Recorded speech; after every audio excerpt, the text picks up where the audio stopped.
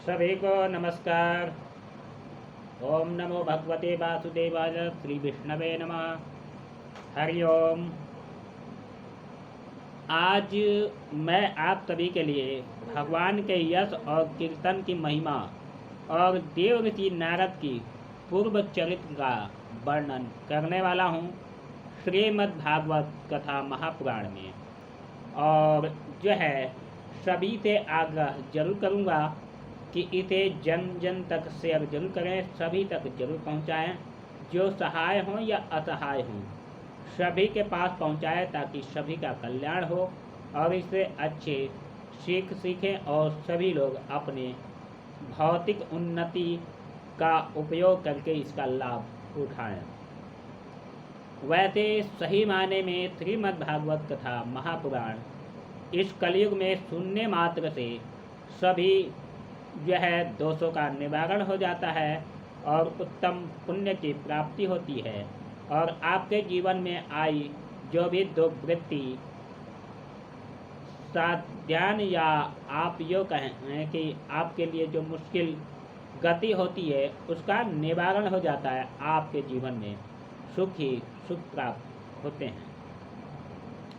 श्रीमद् भागवत कथा जो है भगवान कृष्ण के अवतारित वर्णन पे आधारित है और सभी को अच्छी तरह से पता है कि एक समय ऐसा था जब राजा परीक्षित जो है जब उनकी आयु 7 दिन की बची थी तब उन्होंने उत्तम गति पाने के लिए श्रीमद् भागवत कथा का ही अनुसरण किया था और श्रीमद् भागवत कथा ही सुने थे, जो कि वो एक तरह से भगवान कृष्ण के भक्त भी थे और अभिमन्यु पुत्र भी थे।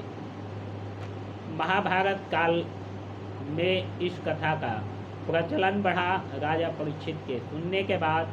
उसके बाद से इसे लोग सुन करके अपना कल्याण और भौतिक सुख प्राप्त करते हैं। तो चलिए कथा का शुरुआत करते हैं और उम्मीद करेंगे कि यह कथा सभी को पसंद आएगी और इसे जो है शुरुआत से लेकर के लास्ट तक पूरा देखिएगा, तभी आपको समझ में भी आएगा, पसंद भी आएगा।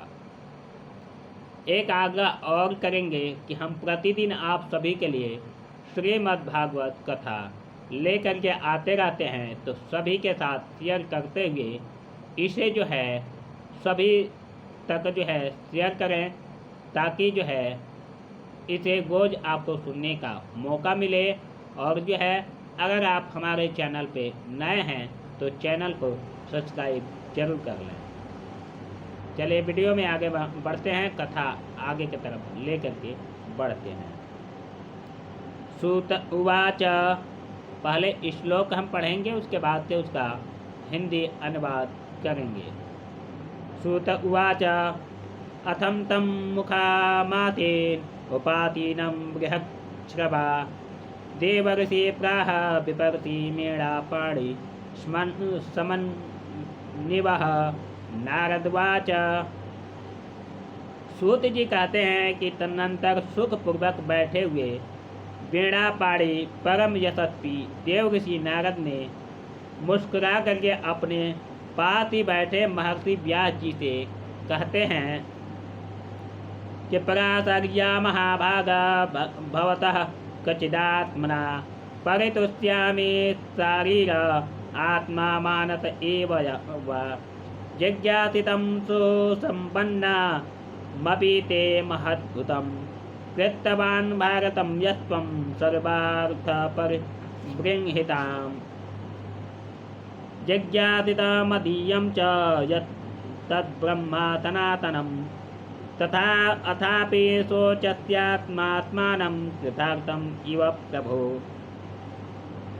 नारद जी कहते हैं, नारद जी ने प्रश्न किया कि हे महाभाग व्यास जी, आपके शरीर एवं मन दोनों ही अपने कर्म एवं चिंतन से संतुष्ट है न?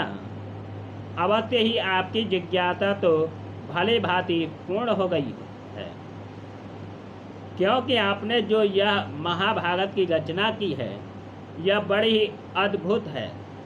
वह धर्म आदि सभी पुरुषार्थों से परिपूर्ण है। सनातन ब्रह्म तत्व की आपने खूब विचारा है और जान भी लिया है, फिर भी प्रभु आप अकृतार्थ पुरुष के समान अपने विषय में सुख क्यों कर रहे हैं? फिर व्यास जी कहते हैं कि व्यास उवाच अतस्वीयमे सर्वमिदं त्वयोक्तं तथापि नात्मा परितुष्यते मे तन्मूलमव्यक्तमगाधबोधं प्रेक्षामहे त्वात्मभवात्मभूतम् तब वै भवान् वेद समस्तगुह्यमुपासितो यत्पुरुषः पुराण परावरेशो मनसैव विश्वं सृजात्यवत्यति गुणेरसंगा त्वं पर्यदङ्कं युवतिर्लोके मन्तास्वरो वायुरिवात्मसाक्षी परावरे ब्रह्माणि धर्मतो व्रतैः स्नातास्य मेन्यूतमलं विचक्ष्व। फिर जो है व्यास जी कहते हैं कि आपने मेरे विषय में जो कुछ कहा है वह सब तो ठीक ही है, वैसा होने पर भी मेरा हृदय संतुष्ट नहीं है। पता नहीं इसका क्या कारण है। आपका ज्ञान अगाध है, आप साक्षात ब्रह्मा जी के मानस पुत्र हैं, इसलिए मैं आपसे ही इसका कारण पूछता हूँ। नारद जी, आप समस्त गोपनीय रहस्यों को जानते हैं, क्योंकि आपने उन पुराण पुरुष की उपासना की है जो प्रकृति पुरुष दोनों के स्वामी हैं और असंग रहते हुए ही अपने संकल्प मात्र से गुणों के द्वारा संसार की सृष्टि स्थिति और प्रलय करते रहते हैं। आप सूर्य की भांति तीनों लोकों में भ्रमण करते रहते हैं और योग बल से प्राणवायु के समान सबके भीतर रह करके अंतकरणों के साक्षी भी हैं।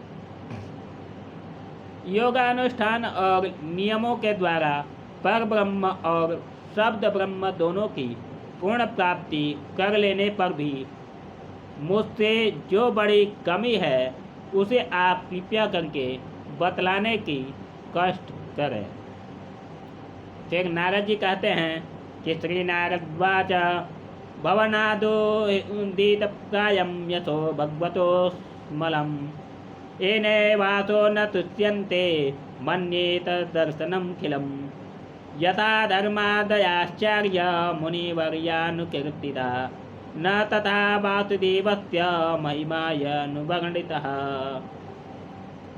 न यद्वच्चरितपदं हरेरसो जगत्पवित्रं प्रणेतकर्चितं तद्वायसं तीर्थमुसन्ति मानसा न यत्र हन्ता निगमन्युशिक्षयः तद्वाग्निसर्गो जनताग्नबिप्लो यस्मिन् प्रतिश्लोकमवाद्यपेऽपि नामान्यतस्य यशोङ्गितानि शीघ्रन्ति गायन्ति गृह्णन्ति साध्वा नैश्चर्यमप्यच्युतभाववर्जितं न शोभते ज्ञानमलं निरञ्जनम् कृताः पुनः स्वभद्रमेश्वरे न चापि तं कर्मयात्मव्यकरणम् अथो महाभागभवानमोघधृत सुचित्रभासत्यगतो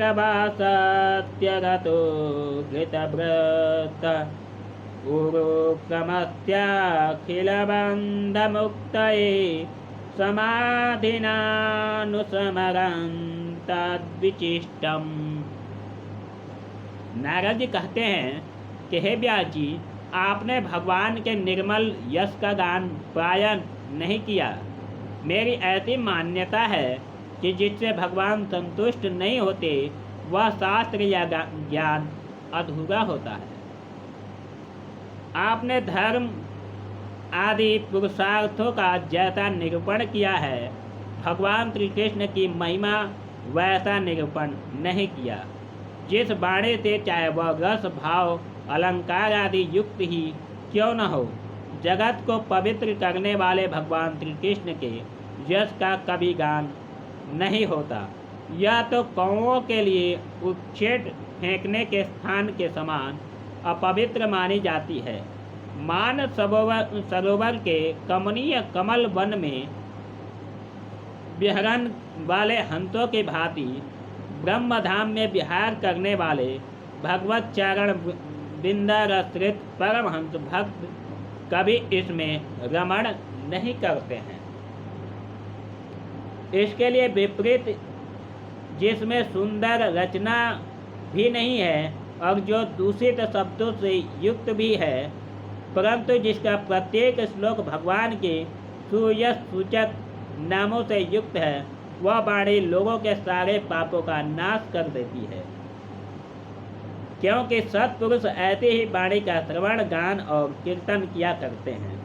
वह निर्मल ज्ञान भी जो मोक्ष की प्राप्ति का साक्षात साधन है, यदि भगवान की भक्ति से रहित हो तो उसकी इतनी शोभा नहीं होती।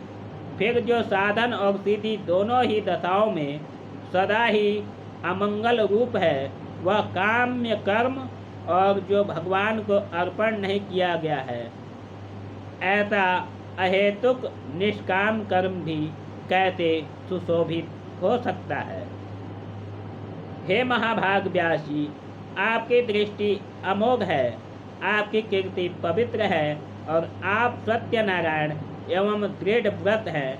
इसलिए अब आप संपूर्ण जीवों को बंधन से मुक्त करने के लिए समाधि के द्वारा अचिंत्य शक्ति भगवान की लीलाओं का स्मरण कीजिए। आगे नारद जी कहते हैं,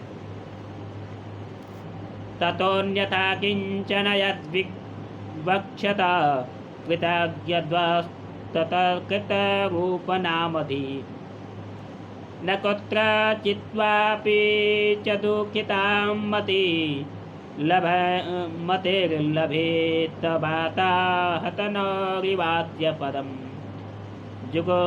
जुगोसिप्तं धर्मकृतानुशासता स्वभावरक्तस्य महान् व्यतिक्रमः यद्वाक्यतो धर्म इति तरस्थितो न मन्यते तत्यनिवारणं जन विचक्षणोऽस्यार्हति वेदुतो विभो रनन्तपारस्य निर्वितस्य मुखं प्रवर्तमानस्य गुणैरनात्मन ततो भवान् दर्शयचेष्टितं विभो त्यक्त्वा स्वधर्म चरणाम्बुजा हरेर्भञ्जनपत्योऽत्यपते ततो यदि यत्क्वा वा भद्रमभूतमुष्यं किं को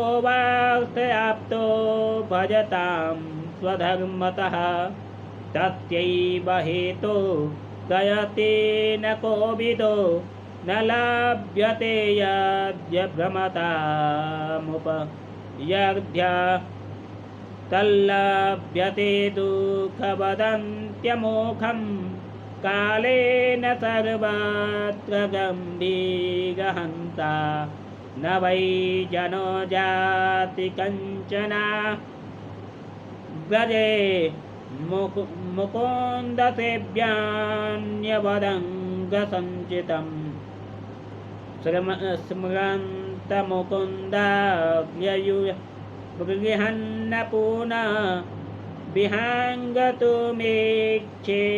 सग गहो यतः।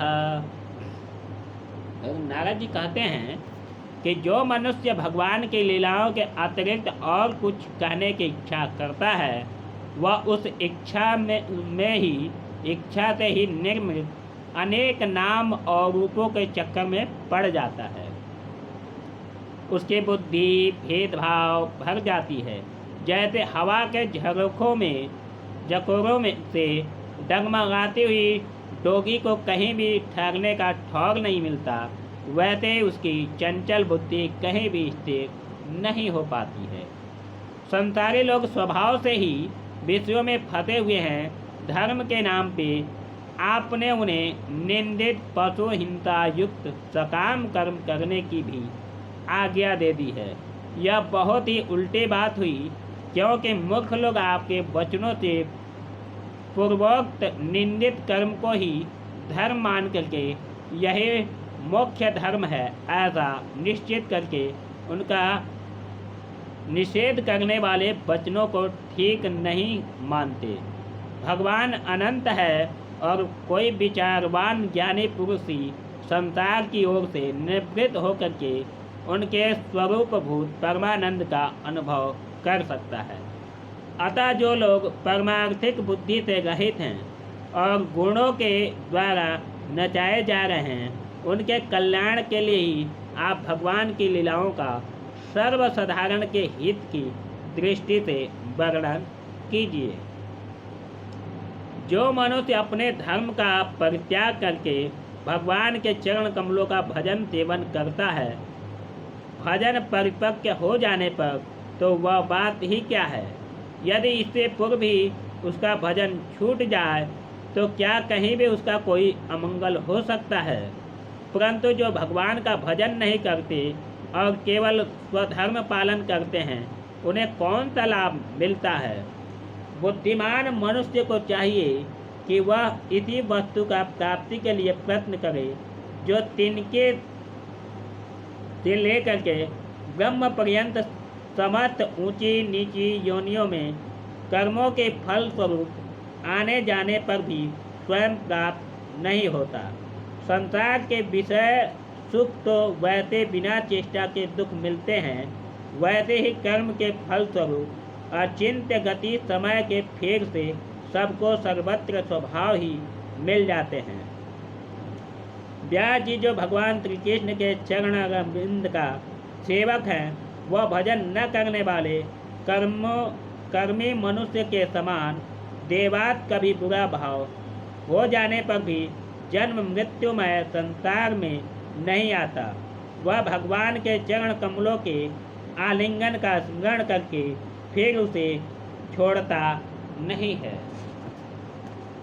आगे नारद जी कहते हैं श्लोक के माध्यम से किदं किं विश्व भगवान् वेतरो यतो जगत्स्थान निरोध संभवा तद्धि स्वयं वेद भवास्तथापि वै प्रादेशमात्रं भवतः प्रसीदतम् त्वमात्मनात्मानमवेयमोघदृक् परस्य पूषं परमात्मना कलाम् अजं व्रजातं जगततिवायतन्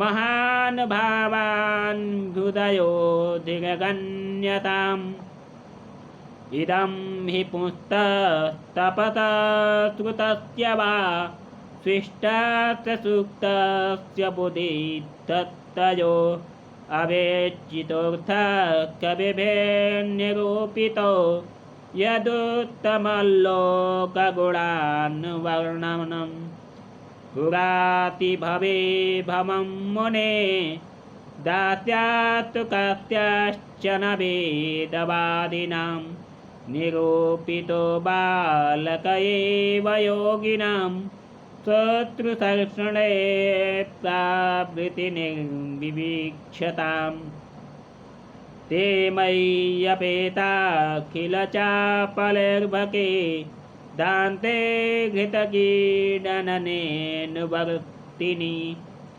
चक्षुकृपां यद्यपि तुल्यदर्शना सुसूत्रमाणे मुनयोल्पभातिडे ओष्ठील्ललेपाननुनो मोदितो द्विजेयत्कृत्मभुजे तदास्पात् किल्बिषः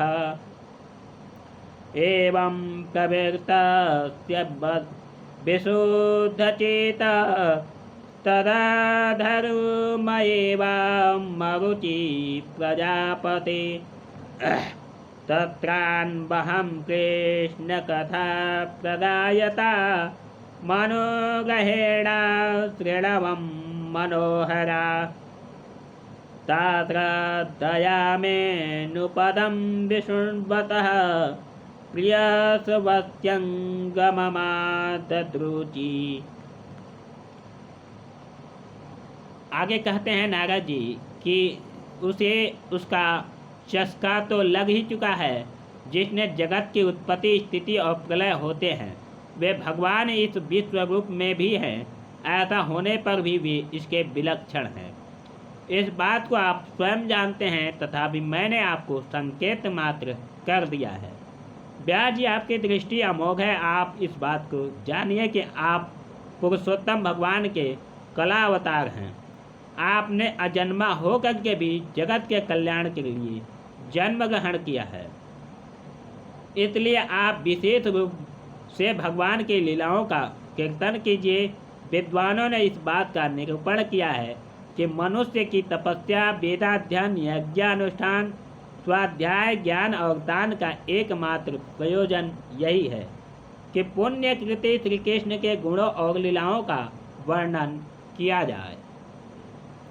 हे मुने, पिछले कल्प में अपने पूर्व जीवन में मैं वेदवापी ब्राह्मणों के एक दासी का लड़का था।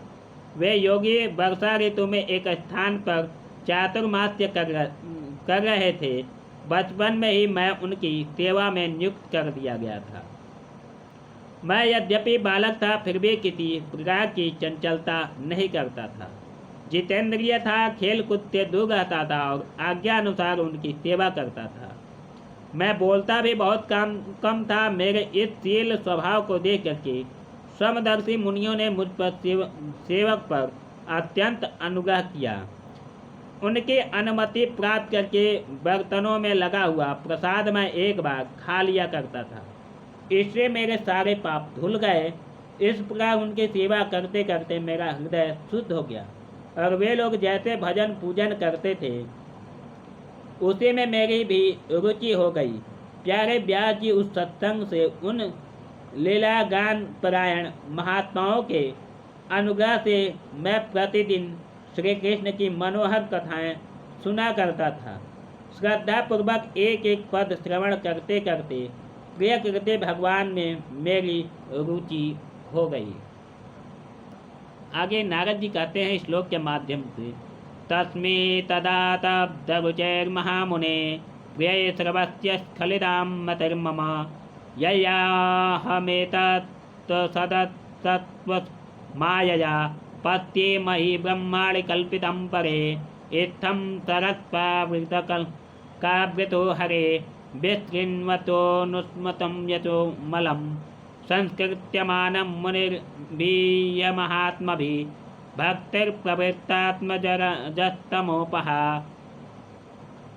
तस्यैवानुरक्तस्य परितस्य हनेन सह श्रद्धानस्य बालस्य दान्तस्यानुचरस्य च ज्ञानं गुह्यतमं यत्तत्स्यात् भगवतोदितम् अन्वोचनं गमिष्यन्ते कृपया दीनवत्सला येनैवाहं भगवतो वासुदेवस्य मेधत मायानुभावसंविदं येन गच्छन्ति तत्पदम् एतत् संच्युतं ब्रह्म तापत्राचितकीर्तितम् यदीश्वर भक्ति कर्म ब्रह्माणि भवितम् आमयो चास्य भूतानां जायते न सुब्रतं तदेवं यास्यमयं द्रव्यं न पुनाति चिकित्सितम् एवं नृणां क्रियायोग सर्वे सन्तुति हेतव त एवात्म विनाशाय कल्पन्ते कल्पिता परे यद्र क्रियते कर्म भगवत्परितोषणं ज्ञानाय तद्दिनं हि भक्तियोग समन्वित कुर्वाणा यत्र कर्माणि भगवच्छिन्नया सकृतं गुणान्ते गुणनामानि कस्यानो स्मरन्ति च नमो भगवते तुभ्यं वासुदेवाय धीमहि प्रद्युम्नायानिरुद्धाय नमः संकर्षणाय च। फिर जो है नारद जी कहते हैं, हे महामुनि, अब भगवान में मेरी रुचि हो गई। तब जो है उन मनोहर कीर्ति प्रभु ने मेरी बुद्धि को निश्चल हो गया। उस बुद्धि में मैं उस संपूर्ण सत्य और असत को रूप को जगत को अपने पर ब्रह्म स्वरूप आत्मा में माया से कल्पित देखने लगा। इस प्रकार शरद और वर्षा इन दोनों ऋतुओं में तीनों समय उन महात्मा मुनियों ने श्री हरि निर्मल यश का कीर्तन किया और मैं प्रेम से प्रत्येक बात सुनता रहा। अब चित्त के रजोगुण और तमोगुण नाश करने वाली भक्ति का मेरे हृदय में प्रादुर्भाव हो गया। मैं उनका बड़ा ही अनुरागी था। विनती था उन लोगों के सेवा मेरे पाप नष्ट हो चुके थे। मेरे हृदय में श्रद्धा थी, इंद्रियों में संयम था एवं शरीर वाणी और मन में मैं उनका आज्ञाकारी था। उन दिन वत्सल महात्माओं ने जाते समय कृपा करके मुझे उस गृहतम ज्ञान का उपदेश किया जिसका उपदेश स्वयं भगवान ने अपने श्रीमुख से किया है। उस उपदेश से ही जगत के निर्माता भगवान श्री कृष्ण माया के प्रभाव को मैं जान सका, जिनके जान लेने पर उनके परम पद की प्राप्ति हो जाती है। सत संकल्प व्यास जी पुरुषोत्तम भगवान श्री कृष्ण के प्रति समस्त कर्मों का समर्पित कर देना ही संसार के तीनों तापों का एकमात्र औषधि है। यह बात मैंने आपको बतला दी।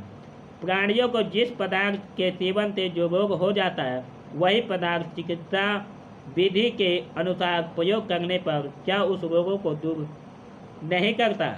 इसी प्रकार यद्यपि सभी कर्म मनुष्य को जन्म मृत्यु के संसार के चक्र में डालने वाले हैं, तथापि जब वे भगवान की समर्पित कर दिए जाते हैं तब उनका कर्मपना ही नष्ट हो जाता है। इस लोक में जो शास्त्र विहित जो कर्म भगवान की प्रसन्नता के लिए किए जाते हैं, उन्हीं के पराभक्ति युक्त ज्ञान की प्राप्ति होती है। अब भगवत धर्म कर्म मार्ग में भगवान के आज्ञानुसार आचरण करते हुए लोग बार बार भगवान श्री कृष्ण के गुण और नामों का कीर्तन तथा स्मरण करते हैं। हे प्रभु, आप भगवान श्री वासुदेव को नमस्कार है। हम आपका ध्यान करते हैं। प्रद्युम्न, अनिरुद्ध और संकर्षण को भी नमस्कार करते हैं। फिर आगे कहते हैं नारद जी कि इन्हें इति मृत्युभिवादेन मंत्रमूर्तिकम यज्ञते यज्ञपुरुषं च सम्यक् दर्शन पुमान् इमं स्वानिगं ब्रह्मान् वेत मदनुष्ठितम् अदाने ज्ञाने मैश्वर्यं स्वामिन् भाव च केशवः त्वद्मद्यभ्रसुतविश्रुतं विभो समाप्यते न विदाम्बुभोत्थितम् आख्याहि दुःखैर्मुहुर्दितात्मनां संक्लेशनिवारणसु सन्ति नान्यथा। आगे नारद जी कहते हैं कि इस प्रकार जो पुरुष चतुर्व्यूह रूपी भगवान मूर्तियों के नाम द्वारा प्रकृति मूर्ति रहित अप्राकृति मंत्र मूर्ति भगवान यज्ञ पुरुष पूजन करता है, उसी का ज्ञान पूर्ण एवं यथार्थ कहा गया है। हे ब्राह्मण, जब मैंने भगवान की आज्ञा का इस प्रकार पालन किया, तब इस बात को जान करके भगवान श्री कृष्ण ने मुझे आत्मज्ञान, ऐश्वर्य और अपनी भाव रूपा प्रेमा भक्ति दान किया। हे व्यास जी, आपका ज्ञान पूर्ण है। आप भगवान की ही कीर्ति का, उनके प्रेममयी लीलाओं का वर्णन कीजिए। उसी से बड़े बड़े ज्ञानियों का भी जिज्ञासा पूर्ण होती है। जो लोग दुखों के द्वारा बार बार रौदे जा रहे हैं, उनके दुखी की शांति इसी से हो सकती है और कोई उपाय नहीं हो सकता। इस तरह से नारद जी जो है भटके हुए व्यास जी को जो है भगवान के बारे में उनके बातों के, उनकी लीलाओं के तरफ आकर्षित करते हैं और उनका कल्याण के तरफ मार्ग प्रशस्त करते हुए उनको मार्गदर्शन देते इसी तरह से जो भी मानव या मनुष्य या हम आप कहें, अगर श्रीमद् भागवत कथा का अनुसरण करते हैं, प्रतिदिन कथा सुनते हैं, तो हमारा भी इस मृत्युलोक से जो है निरूपण ही, निरा उदाहरण ही भगवान की कृपा बनेगी और हमारा भी इस संसार से जन्म जन्मांतर जन्मों से छुटकारा मिल जाएगा। ठीक उसी प्रकार जैसे परीक्षित को मिला था या अन्य भक्त को जैसे मिला था। हमेशा जो है भगवान के भक्ति में ही विलीन रहना चाहिए और हमेशा ईश्वर की भक्ति करते रहना चाहिए। हम आपसे बार बार इसीलिए आग्रह करते हैं कि सभी के लिए श्रीमद् भागवत महापुराण कथा जो है सुनने कहने की क्षमता नहीं होती है, अपने घर में कथा कहलवाने या सुनाने की क्षमता नहीं होती है। तो इसलिए गरीब से गरीब जन जन तक इस वीडियो को शेयर करें, जिसके माध्यम से संसारिक जो भी मानव जाति है या अपना मानव जो धर्म कल्याणार्थ जो स्वाभाविक निरूपण है, उस सभी के साथ शेयर करके सबका कल्याण करने का प्रयत्न करें और सभी लोग ईश्वर के प्रति आस्था रखते हुए इसका नित्य प्रतिदिन चिंतन करते रहें और श्रीमद् भागवत कथा महापुराण सुनते रहें, जिससे कि आपका परिवार और आपका कल्याण होता रहे। वीडियो को शेयर करने से जो भी सुनते हैं उसका लाभ भी आपको मिलता रहे। हम भगवान श्री कृष्ण और भगवान वासुदेव से यही प्रार्थना करेंगे कि जो